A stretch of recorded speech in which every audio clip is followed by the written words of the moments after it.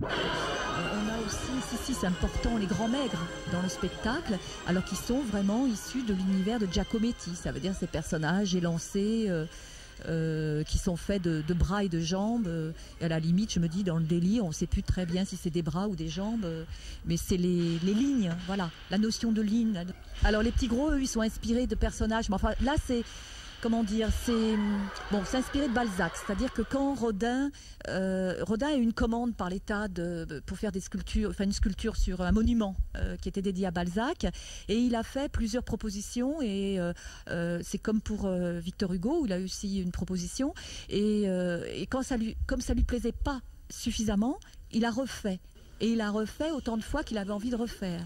Et celle qui lui a, à un moment donné, celle qui lui plaisait le plus, c'est celle que moi j'appelle la robe de chambre. Ça veut dire on voit juste un tissu et à la limite on voit plus du tout Balzac. On voit ce qu'il y a autour. Donc plus ça allait dans son cheminement, plus il épurait. Et nous, on va dire pour les besoins aussi du spectacle, on a fait, nous on les appelle les petits gros. Alors ils sont quand même un peu éloignés, on va dire, mais ils sont, ouais c'est ça, c'est quand même ces personnages qui sont issus de certaines épreuves, donc du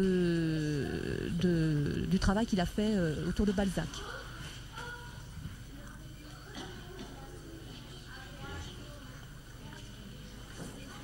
Donc effectivement, on retrouve au musée Rodin toutes ces sculptures-là, et je trouve ça, enfin moi je sais que ça me ferait hyper plaisir que les enfants après aillent au musée Rodin et qu'il y ait comme un souvenir de ce spectacle, et qu'ils se promènent là dans le musée et qu'ils se disent « Oh tiens, on l'a vu, on la connaît, on l'a déjà vu ».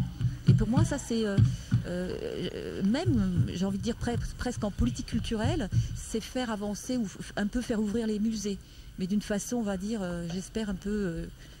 subtil, quoi, parce que c'est aussi ça un gros boulot, quoi, les musées.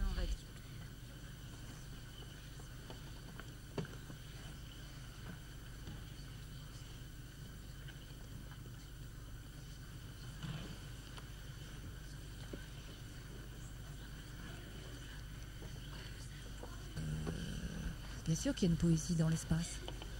C'est de l'écriture visuelle.